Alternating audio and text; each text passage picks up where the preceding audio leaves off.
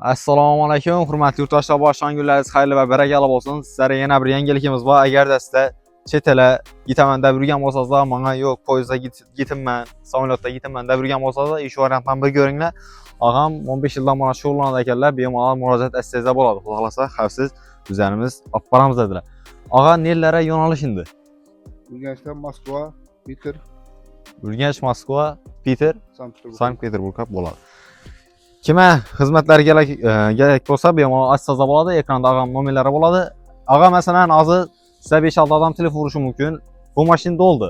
Yana bir dosyarlar bor, mashinalar bor. Bo'ldi. Yana mashinalar bor ekan, bemalol açsangiz bo'ladi. Bu mashinamiz Hyundai bo'ladi ekan, do'stlar. Kim qiziq bo'lsa, bo'lganlarsa videomizni shu chet el, ya'ni musofirlar gitaman deb yurgan og'alarimizga jo'natib qo'yinglar. Xudo xolasa xavfsiz yana og'am olib boradilar. Narxlarni mana kelishasiz ekrandagi nomerlardan. Asa sog'likda, omonlikda görüşünce sağolinglar, salomat bo'linglar.